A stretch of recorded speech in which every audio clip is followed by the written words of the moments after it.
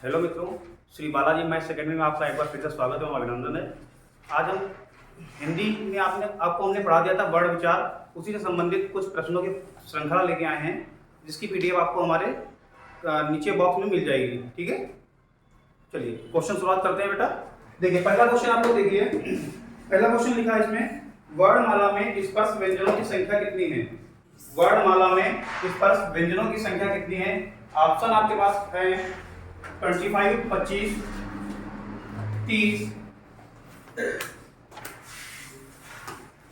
C option आपके पास है 20 और डी ऑप्शन आपके पास क्या है 35।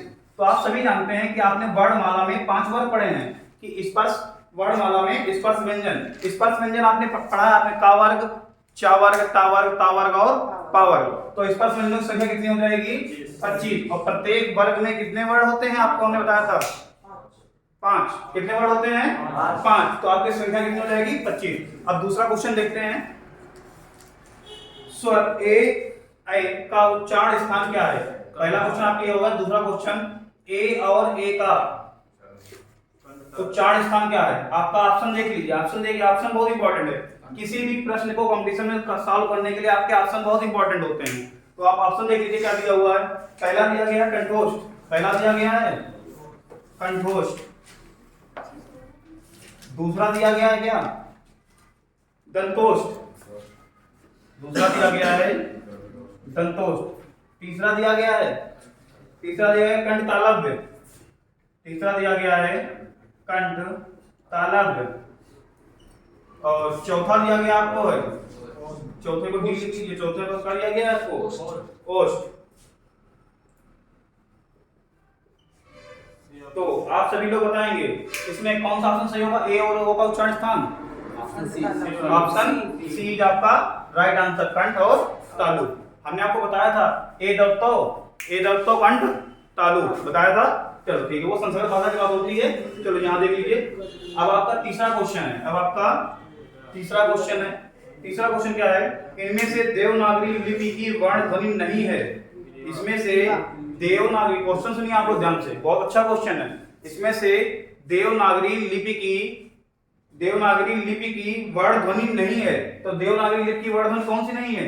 देखिए, जो पहली बात आपको प्रश्नों को सॉल्व करते समय जो नए बच्चे थोड़ा ध्यान देंगे कि जहां पे क्वेश्चन में नहीं लिखा हो उसको अंडरलाइन कर लेंगे, क्योंकि आप लोग अधिकतर क्या करते हो कि नहीं वाले को है में पढ़ जाते हैं, उसको सकारात्मक उत्तर देते हो। लेकिन आपको इसमें क्या नकारात्मक उत्तर देना है। आपको कैसा उत्तर देना है? इसमें नकारात्मक उत्तर देना है। तो आपका पहला ऑप्शन देख लीजिए, तो आज में ऑप्शन देखेंगे, सभी लोग ऑप्शन बोल देंगे जल्दी से। फटाक से क्या होंगे इसमें? ग्रीवा ध्वनि,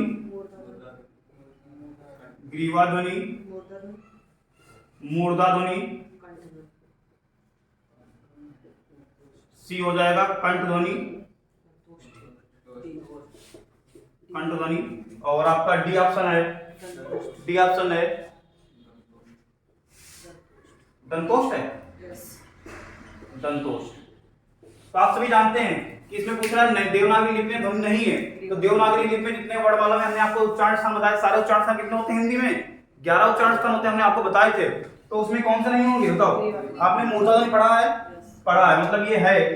कंठ ध्वनि पढ़ा है, ये भी है। और दंतोष्ठ भी हमने आपको पढ़ाया था, वकार मूलस्य दंतोष्ठा, ठीक है। और इसमें ग्रीवा ध्वनि आपको हमने नहीं पढ़ाई, तो मतलब ग्रीवा ध्वनि नहीं हो जाएगी। ग्रीवा का अर्थ क्या होता है? जल्दी बता देंगे, ग्रीवा का अर्थ क्या होता है? ग्रीवा माने गर्दन। तो आपके गर्दन से कोई भी ध्वनि नहीं बोले जाती, इसलिए आपको देवनागरी लिपि में ग्रीवा ध्वनि नहीं है। हमने इसमें आपको गलत का निशान लगाया, लेकिन आपका यही उत्तर कैसा होगा? सही, क्योंकि आप उसका नकारात्मक उत्तर पूछ रहा था, कौन सी ध्वनि नहीं है। तो आपका आंसर क्या हो जाएगा? ए इज राइट आंसर, ठीक है। चलो देखते चौथा क्वेश्चन, किस वर्ण का उच्चारण कर? थोड़ा हम इसको रफ कर देंगे, आप लोग मुझे समझ गए होंगे।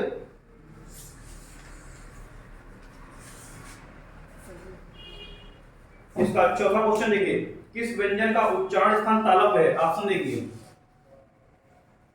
किस व्यंजन का उच्चारण स्थान तालव्य है? क्वेश्चन ध्यान सुन लीजिए, किस व्यंजन का उच्चारण स्थान तालव्य है? गा, झा, सी ऑप्शन देख लीजिए, ना, और डी ऑप्शन होगा आपका मा। अब देख लीजिए, इसके लिए हमने आपको क्या पढ़ाई थी? ट्रिक। सभी लोग तेज आवाज में ट्रिक बोलेंगे, क्या होती है? केटीएम 2। केटीएम 2, इसका मतलब क्या हुआ? के से कंठ, टी से तालु या तालव्य वर्ण, मूर्धा, डी से दंत, ओ से ओष्ठ। अब सभी लोग ध्यान देंगे, इसमें हमने क्या कंठ से क्या था? कवर्ग। कवर्ग में 5 अक्षर कौन से आते हैं? का, खा, गा, गा, ड़ा। और इसमें क्या आ जाएगा आपका?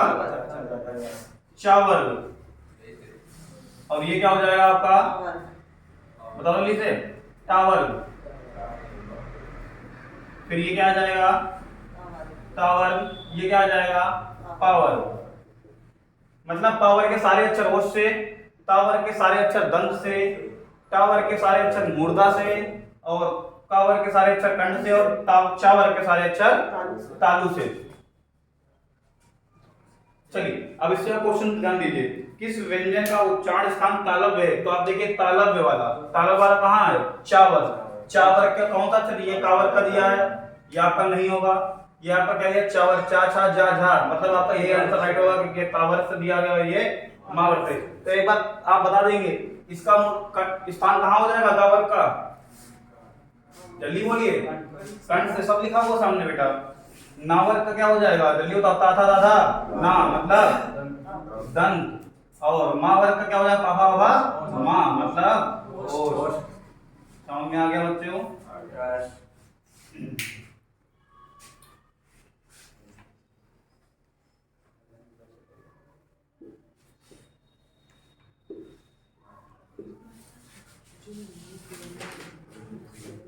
चलिए 5वां क्वेश्चन देखिए, जिन ध्वनियों की गणना ना स्वर में की जाती है ना व्यंजन में, उसे क्या कहते हैं? सभी लोग बिना देखे बता दे, बिना देखे ही बता सकते हैं इसका आंसर, बिना ऑप्शन में, मतलब बिना ऑप्शन। फिर भी हम आपको ऑप्शन दे रहे हैं, जल्दी से ऑप्शन एक बार बोल दिया करो बेटा। आगत,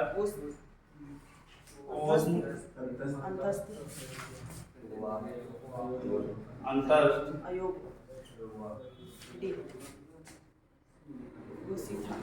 डी क्या है? तो इसका राइट आंसर क्या हो जाएगा? सभी लोग बताएं, जल्दी से बातें मत करेंगे। सभी लोग बताओ इसका राइट आंसर क्या हो जाएगा?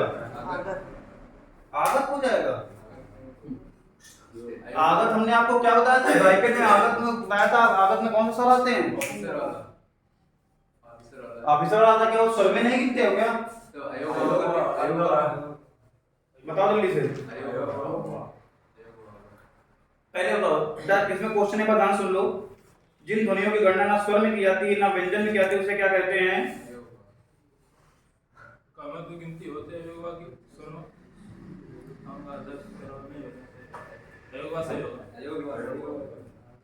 स्वर मूल रूप से कितने होते हैं? जल्दी बताओ। मूल रूप से स्वर कितने होते हैं? मूल रूप से स्वर कितने होते हैं? मूल स्वरों की संख्या अगर पूछ जाए आपसे कितनी बताओगे? मूल स्वर, अमीन मूल स्वर कितने होते हैं? 10 होते हैं मूल स्वर। इसके बारे में जाना जाए तो संविधान के अनुसार ये मानस स्वर कितने होते हैं? 10। वो 10 होते, संविधान के अनुसार ये मानस स्वर होते हैं 10। तो इसमें बताओ जरा, आगत का वर्ण में हम लोग स्वर में नहीं यूज करते हैं, ये बताओ। उसमें व्यंजन आते हैं, ये भी व्यंजन, मतलब ये आंसर राइट आंसर आपका या तो ये होगा या तो ये होगा। जरा ये बता दो, अयोग हुआ ना स्वर में ना व्यंजन में, तो क्या हो जाएंगे? ये अयोग हुआ। आंसर क्या हो जाएगा आपका? अयोग का। थोड़ा सा अच्छा क्वेश्चन था ये। चलिए 6 वाला देखिए, नेक्स्ट क्वेश्चन। स्वर तंत्रियों के आधार पर व्यंजनों के कितने वर्गों में बांटा गया है? अब देखिए, स्वर तंत्रियों के आधार पर, स्वर तंत्रियों के आधार, स्वर तंत्रियों के किन किन वर्गों में बांटा गया? पहले बता दो मुझे। हमने आपको पढ़ाया हुआ था, स्वर तंत्रियों के आधार पर वर्णों को कितने भागों में बांटा गया है? 2 भागों में। तो इसका ऑप्शन नहीं दे रहे हैं, 1 2 3 4 ऑप्शन था, तो इसके क्या हो जाएंगे? 2। आपका 6 का आंसर हो जाएगा आपका 2। ऑप्शन आंसर 2 है, ऑप्शन जो भी हो। ऑप्शन क्या है इसमें? ऑप्शन भी दो ही है, ऑप्शन भी दो ही है, क्योंकि कभी कभी प्रश्नों को सॉल्व करते हुए हमें ये थोड़ा सा हो जाता है कि ऑप्शन दिया होता है दूसरा, ऑप्शन दिया होता है दूसरा, लेकिन दूसरे ऑप्शन में लिखा होता है 4 नंबर और चौथा ऑप्शन लिखा होता है 2 नंबर, मतलब तो उसका ऑप्शन कौन सा हो जाएगा, 4 वाला राइट आंसर हो जाएगा। ठीक है, ये गलती अक्सर होती है। हमें पेपर में केवल आपसे ज्यादातर बड़ी बड़ी गलतियां नहीं होती, पेपर में आपसे क्या होती है, छोटी छोटी गलतियां होती हैं, जो आप घर में मिलाते हैं, देखते हैं आंसर की आती है, तब देखते हैं कि हमें आते हुए पेपर गलत हो जाता है। आपने देखा होगा पेपर, आप जो घर बैठ के पेपर कर लेंगे, वो पेपर हाल में जाते ही आपके पास प्रेशर होता है, तो 20% जो सही आता होगा उसको भी गलत करके आते हैं। तो क्या होता है, पेपर का प्रेशर, इसलिए आपको प्रेशर से बचने के लिए आपको क्या करना पड़ेगा, अभ्यास करना पड़ेगा। ठीक है, चलिए, तो दो कौन कौन से हो गए इसमें बता दीजिए। सगोस या अगोस, और सगोस या घोष, और इसको क्या बोलते हैं, अगोस। इनके कोड वर्ड बता दो, लिखने बताया था आपको, कोड वर्ड बता के क्या बताया था हमने, अगोस के 1 2, अगोस के 1 2 और इसके 3 4 5 3 4 5 3 4 5। चलिए नेक्स्ट क्वेश्चन देखिए, 7 नंबर। नेक्स्ट क्वेश्चन क्या है, निम्न में से दंत वर्ण कौन सा है, ऑप्शन देखिए, पहला वाला दंत वर्ण पूछ रहा है, ऑप्शन बता दो जल्दी से। हमने इसका नाम सा नहीं बोलोगे, हमने नाम बताया था, क्या होता है, दंती सा, नाम बोलेंगे, दंती सा ऑप्शन दिया है। और क्या दिया है, पा ता डी है हा। पूछ क्या रहा है आपसे, क्वेश्चन देख लीजिए एक बार, निम्न में से दंत वर्ण कौन सा है, दंत वर्ण हमने बताया था, पहला कौन सा हो जाएगा, नाम ही हमने बोल दिया आपसे। देखिए पेपर में हमने क्या क्वेश्चन, इसलिए यार नाम से याद रखोगे तो बहुत जल्दी आसानी हो जाएगी। हमें तुरंत नाम बोला सका क्या, दंती सा, दंती वर्ण कौन सा हो जाएगा, पहला ऑप्शन आपका राइट आंसर। 8 नंबर क्वेश्चन देखिए आप, अनुनासिक वर्ण कौन सा है, अनुनासिक, अनुनासिक का हमने अर्थ बताया था आपसे, अनुनासिक का अर्थ बताया था हमने, क्या बताया था, जो वर्ड किससे बोले जाते हैं, नाक से, और मुंह से चेक करो जल्दी से, हमने क्या बताया था, तुम लोग पढ़ के नहीं आए हो बेटा, हर वर्ग का 5वां अक्षर अनुनासिक वर्ण कहलाता है। और कुछ लिखवाया था हमने लास्ट में, उच्चारण का देखो लास्ट में लिखा होगा कि हमने दोनों का अंतर लिखवाया था।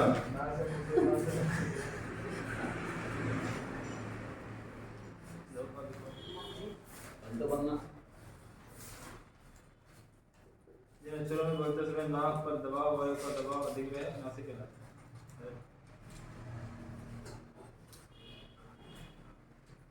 तीसरा ऑप्शन क्या है, माँ, और चौथा ऑप्शन क्या है आपका, चौथा ऑप्शन क्या है, था।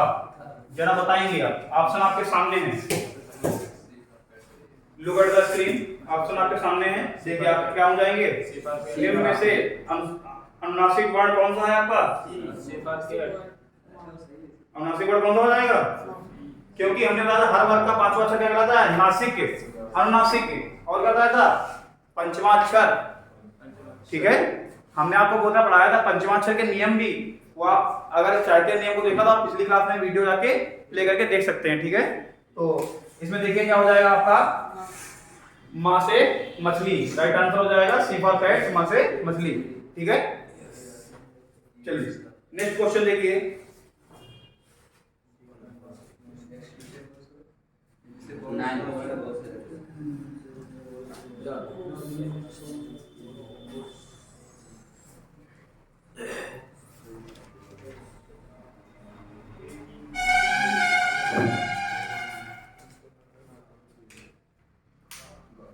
चलिए नेक्स्ट क्वेश्चन कौन सा नंबर है, 9 नंबर देख लीजिए, निम्न में से कौन सा वर्ण घोष है। देखिए क्वेश्चन अभी हमने पढ़ाया था आपको, निम्न में से कौन सा वर्ण घोष है, जरा इसके ऑप्शन बता देंगे आपको, का, खा,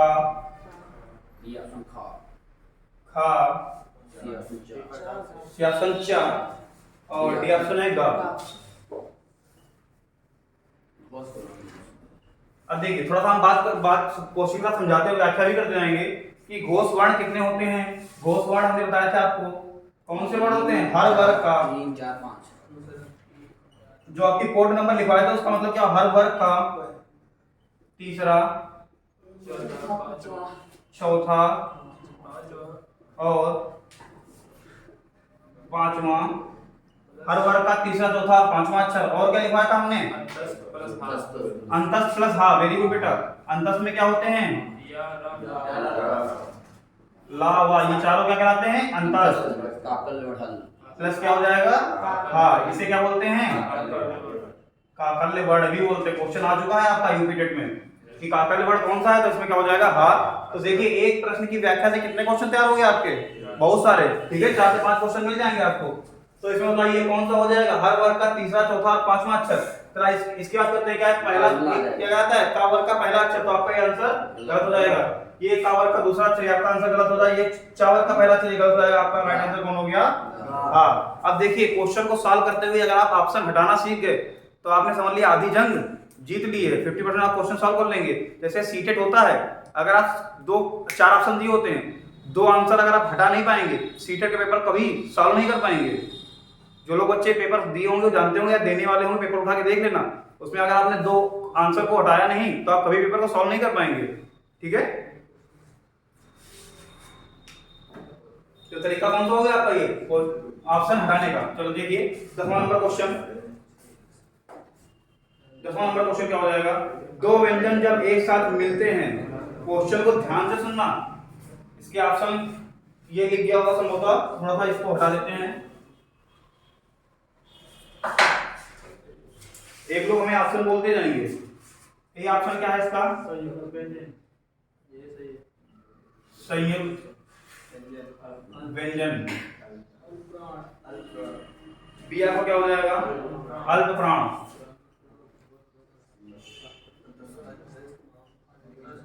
सी आपका क्या हो जाएगा? अंतस्थ। आवाज क्यों आ रही है क्लास में? गुनगुनाहट की है, मन में पढ़ो बेटा। अंतस्थ और ये महाप्राण।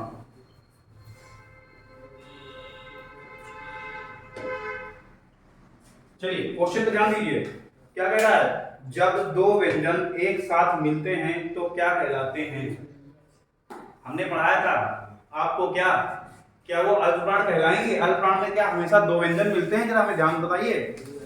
नहीं मिलते हैं, तो यार ऑप्शन आपका क्या हो गया? गलत। अंतस्थ में क्या 2 व्यंजन मिलते हैं कभी? या किससे मिलकर बनता है? एक स्वर और, देखो अंतस्थ किससे मिलकर बनता है? जितने भी व्यंजन होते हैं आपके किससे मिलते हैं? एक स्वर और एक व्यंजन। लेकिन इसमें क्वेश्चन क्या कह रहा है? जब 2 व्यंजन एक साथ मिलते हैं, तो ये भी आंसर आपका गलत। जब अल्पप्राण हट गया तो महाप्राण क्यों बचे रहेंगे? ये भी को ऑप्शन हो गया आपका पहला। लेकिन ऑप्शन क्यों हुआ ये भी जानना जरूरी है। सिर्फ आपको ऑप्शन ही टिक नहीं करना है। ऑप्शन क्यों हुआ है भाई? तो आपको ऑप्शन हटाने के तरीके तो पता चल गया, लेकिन ऑप्शन क्यों सही हुआ है हमने आपको पढ़ाया था। संयुक्त व्यंजन में जब एक, चलो परिभाषा में क्या लिखते हैं? स्वर रहित व्यंजन। याद करो, स्वर रहित व्यंजन प्लस स्वर सहित व्यंजन से मिलता है तो क्या कहलाते हैं? संयुक्त व्यंजन कहलाते हैं। क्योंकि इसमें व्यंजन 2 हैं, लेकिन एक क्या स्वर रहित है, एक स्वर सहित है।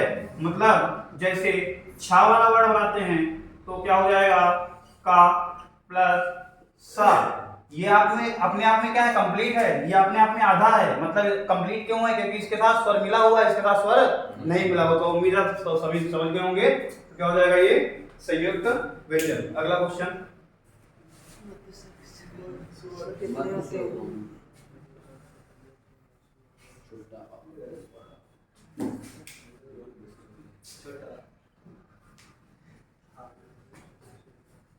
मध्य स्वर।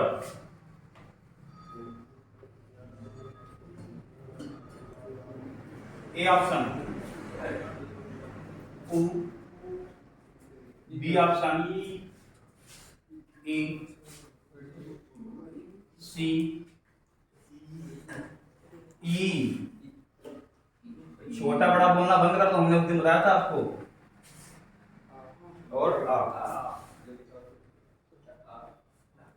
चलिए हमने आपको बताया थे ये अग्र स्वर का वर्गीकरण किस आधार पर होता है?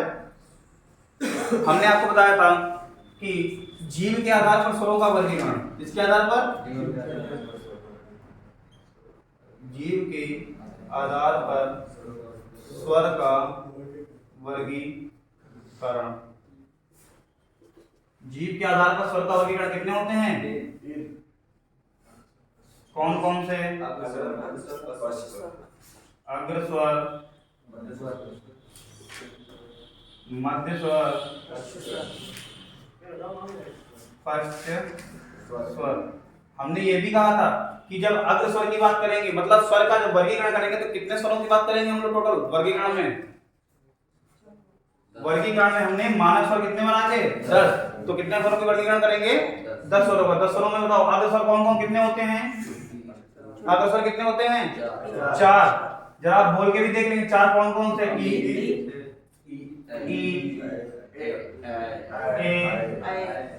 ए, और इसमें भी ई छुपा हुआ है। ये देखो ये तो क्या दिए हैं? दोनों सामने दिए हुए, इसमें भी ई छुपा हुआ। कैसे? आ प्लस ई, और ये आ प्लस बड़ा नहीं, बड़ा आ नहीं बेटा, आ प्लस बड़ी, मतलब आ प्लस ई। चलिए मध्य स्वर में क्या बात करेंगे? फिर हमने आपने छोटा बोला क्या? और पश्च स्वर में जितने बचे हुए 4 आपके ये हो गए, एक ये हो गया, बाकी बचे हुए सब लिख देंगे तो क्या हो जाएगा आपका?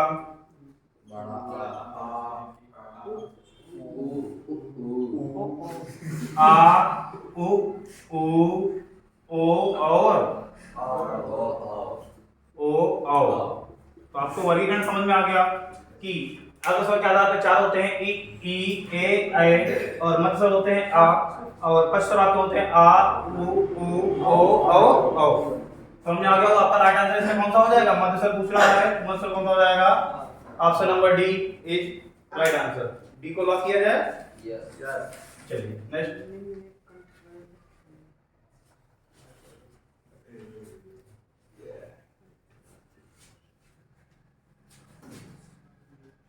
अगला क्वेश्चन देखिए, निम्न में से कंठ वर्ण है। 12 नंबर क्वेश्चन है कि 13 नंबर है? 12 नंबर है। निम्न में से 12 नंबर क्वेश्चन, 12 नंबर। निम्न में से कंठ वर्ण है। कंठ वर्ण कौन सा हो जाएगा? देखिए ऑप्शन देखिए,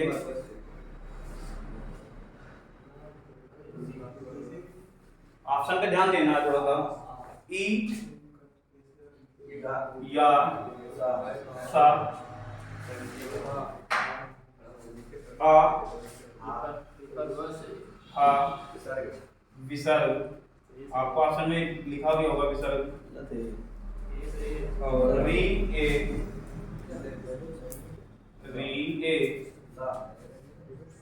शा ली सा ला। ऑप्शन आपके सामने है, स्क्रीन पर है, आप लोग जल्दी से देखिए, बताइए हमें कौन सा हो जाएगा? कंठवर्ण कौन सा इसमें हो जाएगा? जल्दी से बताओ, जल्दी तो कंठवर्ण इसमें कौन सा होगा? बहुत जल्दी ऑप्शन इसमें कौन सा लॉक किया जाए? देखिए ऑप्शन देखिए, पहले पहला वर्ड क्या कह रहा है? पहला वर्ड क्या कह रहा है? बाबली से हमने इसके कहा था ईचू यसानाम तालु। एक सूत्र भी लिखवाया था आपको, ईचू यसानाम तालु। तो ये किससे हो जाएंगे? ये सब तालव्य वर्ण हो जाएंगे। क्या हो जाएंगे बेटा? तालव्य वर्ण हो जाएंगे।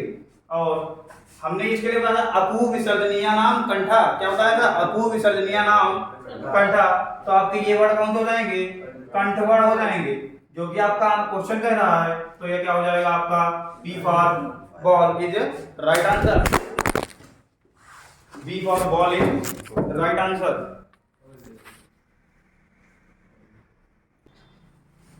चलिए इसमें तो कौन सा हो जाएगा आपका?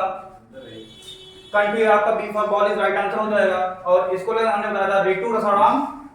ऋतु रसाराम, ऋतु रसाराम क्या हो जाएगा? जल्दी से बोलो। मूर्धा। तो मतलब ये कैसे हो जाएंगे आपके? मूर्धन्य वर्ण हो जाएंगे, मूर्धन्य वर्ण हो जाएंगे। और हमने इसके कहा था लतु लसानाम दंता। तो मतलब क्या हो जाएंगे? ये दंत वर्ण हो जाएंगे। इसे आप कंठ बोलो या कंठ वर्ण बोलो। कंठ वर्ण तालु तालव्य वर्ण तालव्य बोलो या तालु से बोलने वाले वर्ण बोलो। तालव्य वर्ण। समझ में आ गया? चलिए नेक्स्ट क्वेश्चन जल्दी से करेंगे।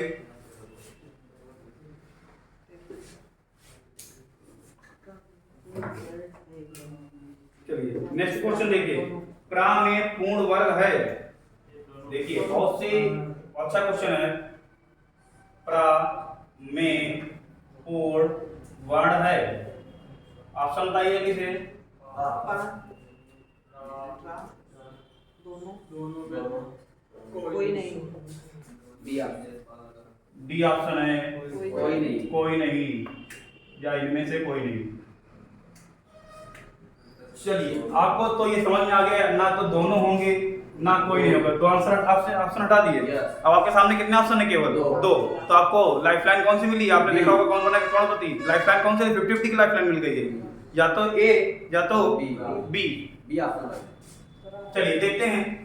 प्रा का हमने आपको भी थोड़ा सा बताया है क्या, वर्णों को क्रम को तोड़ना, वर्णों के क्रम को तोड़ना क्या होता है? बताओ जल्दी से।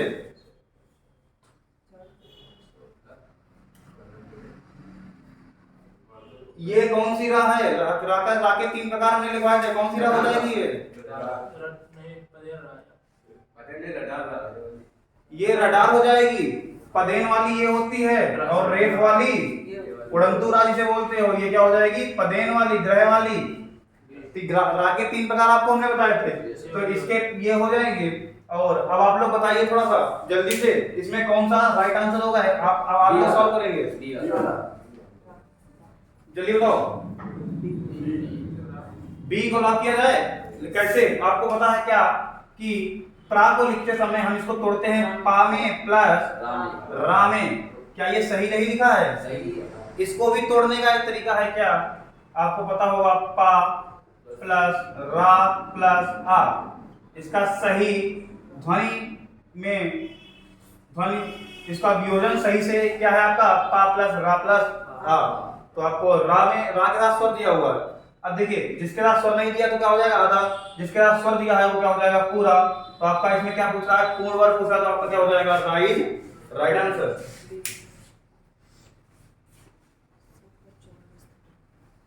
चलिए जल्दी से क्वेश्चन देखिए, 14 वाला। 14 क्वेश्चन क्या कह रहा है? सा का उच्चारण स्थान। सा का उच्चारण स्थान। अब आप लोग ऐसे ही बता सकते हैं बिना ऑप्शन दिए हुए, क्योंकि पढ़ा चुके हैं आपको मैं। इचू ऐसा नाम तालु, इचू ऐसा नाम तालु। तो क्या हो जाएगा इसका?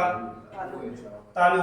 और हमने कहा था कि आपको अगर आपने नाम याद रखे होंगे, इसलिए कहा सा से सलजम और सा से षटकोण और सा से सपेरा बोलना बंद कर देंगे। आप लोग क्या बोलेंगे इसे?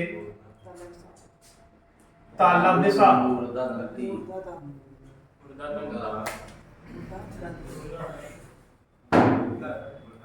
मूर्धन्य सा। इसका नाम इसलिए याद करवाया था कि आपको पेपर में टाइम बचेगा। फिर कंपटीशन में आप लोग अगर टाइम नहीं बचाओगे तो आगे के क्वेश्चन सॉल्व नहीं कर पाओगे। हिंदी आपका ऐसा सब्जेक्ट है जिसमें आप ज्यादा से ज्यादा स्कोर कर सकते हैं, और क्या होता है आपका टाइम भी कम लगता है।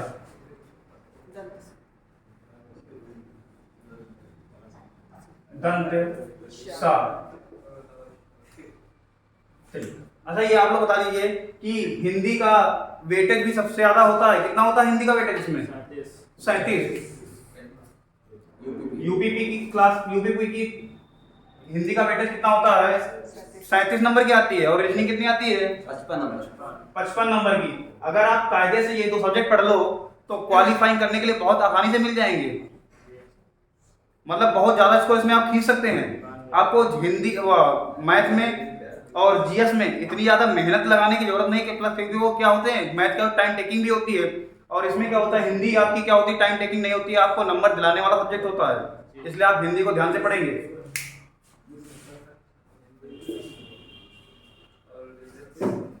चलिए 15 नंबर क्वेश्चन देखिए, किस वर्ण का उच्चारण कंठ तालु है? किस वर्ण का उच्चारण कंठ तालु है?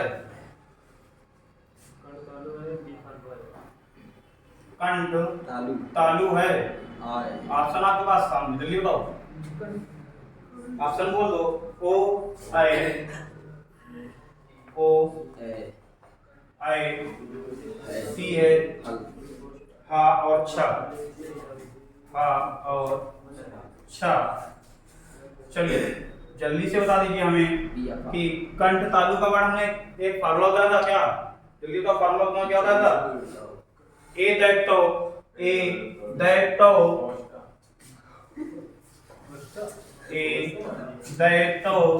कंठ तालु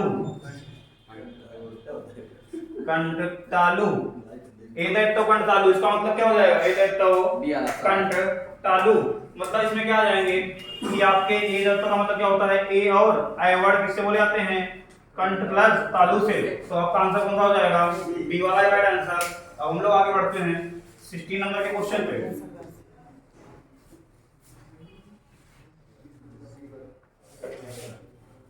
निम्न में से कौन सा व्यंजन संघर्षी है?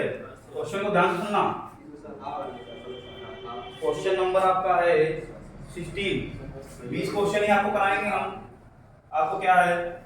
संघर्षी व्यंजन, संघर्षी व्यंजन, संघर्षी व्यंजन आपका कौन सा हो जाएगा? ऑप्शन आपके सामने है। हाँ, बी ऑप्शन है माँ, सी ऑप्शन झा और ठा, झा, और है आपका डी ऑप्शन ठा। चलिए बहुत जल्दी आप लोग बताएंगे क्या होता है संघर्षी व्यंजन। आप क्वेश्चन आपके सामने स्क्रीन पर है। संघर्षी व्यंजन कौन सा होता है? जल्दी बताओ। हमने बताया था संघर्षी व्यंजन उस व्यंजन में जितने भी आते हैं वहाँ पे क्या कहलाते हैं? संघर्षी व्यंजन कहलाते हैं। मतलब संयुक्त अक्षर या संयुक्त अक्षर प्लस हा कह दो, या फिर संयुक्त अक्षर में स्रा छूट जाएगा तो आपके संघर्षी व्यंजन कितने हो जाएंगे? हाँ, उस वाले में बताओ क्या आ जाएगा? ये संघर्षी व्यंजन कितने हो जाएंगे? हाँ, क्या इसमें ये संघर्षी है? जरा ध्यान से देखो, क्या इसमें ये संघर्षी है? ध्यान से देखो बेटा।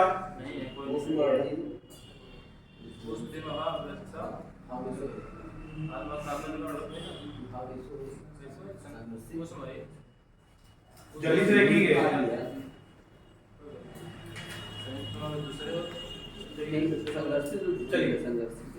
संघर्षी व्यंजन क्या हो जाएगा आपका? ये अगर थोड़ा सा क्वेश्चन चेंज करता, ध्यान सुन लेंगे, अगर थोड़ा सा क्वेश्चन चेंज करता बोलता स्पर्श संघर्षी व्यंजन कौन सा होगा? अब आप लोग सामने बताएंगे जल्दी से। ऑप्शन आपके सामने यही हैं चारों। स्पर्श संघर्षी व्यंजन, एरो से समझ गए होंगे। स्पर्श संघर्षी व्यंजन कौन सा हो जाएगा आपका?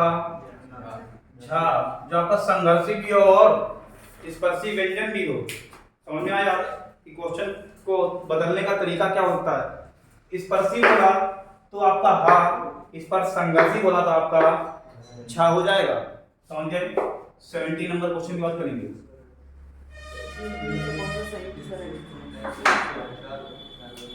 संयुक्त स्वर,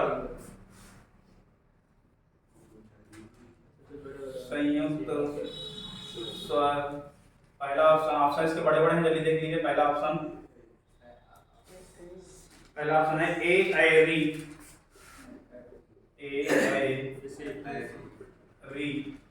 दूसरा ऑप्शन है आपका आ ए और ओ।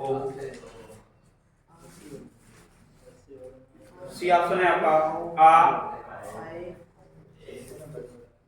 आई ओ।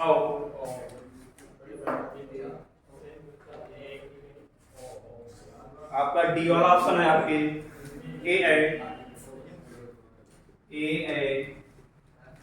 ओ। बेटा आवाज ना करो। ओ और ओ। जरा बताइए संयुक्त स्वर, संयुक्त स्वर हमने आपको बताए थे। आप जरा ऑप्शन देखिए, ऑप्शन देखिए जरा। ये संयुक्त है, ये संयुक्त है, लेकिन ये संयुक्त नहीं है, तो आपका आंसर गलत हो जाएगा। जल्दी देखिएगा, ये संयुक्त नहीं है, आपका कैसा है? स्वतंत्र स्वर है। स्वतंत्र स्वर है या मूल स्वर कहते हैं, तो इसे ये संयुक्त है, आपका ये संयुक्त है, लेकिन तीनों नहीं है, इसलिए क्या हो जाएगा? गलत हो जाएगा। इसमें आपका ये भी क्या है? मूल स्वर है। इसे आपका संयुक्त बोल सकते हैं? जल्दी बताओ, जल्दी बताओ, क्या आप संयुक्त बोल सकते हैं? लेकिन आप देखिए, इससे अच्छा ऑप्शन आपको क्या मिल रहा है? नीचे वाला। इनको थोड़ा सा देखो। अब आपको क्वेश्चन जो दिया हुआ है इसमें आपका ये भी आंसर सही होता है, ये भी ऑप्शन आपने देखा होगा। सीटेट में आंसर कितने सही होते हैं? लगभग हर क्वेश्चन में दो दो आंसर सही होते हैं, लेकिन आपने उन दोनों में से कौन सा अच्छा है तो आपको उसका चयन करना होता है। तो इसमें बताइए, इसमें भी आप किससे मिलके बना होता है? क्वेश्चन एक बार देख लीजिए, क्या संयुक्त तो स्वर कह रहा है। संयुक्त तो का मतलब क्या हो जाएगा? जो वर्ड दो या दो से अधिक, मतलब दो अलग अलग वर्डों से मिलके बने हो। संयुक्त पूछ रहा है, दो अलग अलग वर्ड। क्या बताइए, बड़ा आ आपका दो अलग अलग वर्डों से मिलके बना है क्या? तो क्या हो जाएगा आपका? ये भी क्या हो जाएगा? गलत। तो आप देखिए, एक इससे मिलके बना होता है आ प्लस बी, आई आ प्लस बड़ी ओ, आ प्लस ऊ, और ये आ प्लस ऊ। तो आपका आंसर क्या हो जाएगा? D is right answer. समझ गए ये आंसर क्यों गलत हुआ? ये आ की वजह से। चलिए नेक्स्ट क्वेश्चन देखिए, 18 नंबर क्वेश्चन।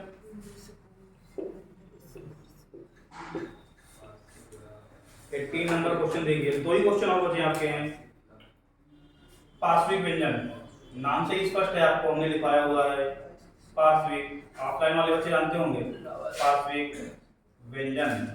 पार्श्विक व्यंजन कौन सा होता है? सीधे सीधे आंसर आप दे सकते हैं, कौन सा हो जाएगा? ला। हमने आपको लिखाया था ला कैसा होता है? क्या होता है? ला पार्श्विक। और रा कैसा होता है? लुंठित या प्रकंपित वर्ण। आप देख रहे हैं हमने आपको लिखवाया था, क्वेश्चन मिल रहे हैं या नहीं मिल रहे हैं? बताइए। हमने कहा अगर आप हम पर भरोसा करेंगे तो आपका एक भी क्वेश्चन हिंदी से बाहर नहीं जाने देंगे, ये हमारी गारंटी है। लेकिन मेहनत आपको करना है, तो आप लोग ये गारंटी आपकी मेहनत आप कैसे कर रहे हैं, ठीक है। 19 नंबर क्वेश्चन देख लीजिए। 19 नंबर क्वेश्चन है आपका का उच्चारण स्थान। ऑप्शन देख लीजिए, आप चाहो तो बिना ऑप्शन के भी इसको बता सकते हो। हमने पढ़ा अभी जस्ट पढ़ा आपको, इसी क्लास में पढ़ाया हमने क्या कि का वर्ग होता है, किसमें आता है? का वर्ग में। का वर्ग वाला क्या होता है? काबिली है अको विसर्जनीय नाम कंठा। तो वर्ग का स्पर्श व्यंजन में का वर्ग कैसा होता है? कंठ से। कंठ से, तो ये किसका हो जाएगा? कंठ। क्या आंसर में आपके आंसर आपका क्या हो जाएगा? देखिए आप थोड़ा सा इसकी बात कर लेंगे, अगर ऐसे डायरेक्ट नहीं बता सकते हैं, इसमें ऑप्शन देखेंगे। ऑप्शन कुछ अच्छे दिए हुए हैं। पहला ऑप्शन दिया हुआ आपका नासिक। उच्चारण तक पूछा गया इसका। चलिए दूसरा ऑप्शन देखिए, ये लिखा है कंठोष्ठ। क्या लिखा है? कंठोष्ठ लिखा है। उसको सही कर लेंगे अगर थोड़ा सा मिसप्रिंट हो गई हो। कंठोष्ठ। और ये सी दिया है मूर्धन्य। मूर्धन्य। और डी दिया है कंठ तालव्य। कंठ तालव्य। जरा ऑप्शन को देखिए और बताइए इसका उच्चारण स्थान आपका क्या हो जाएगा?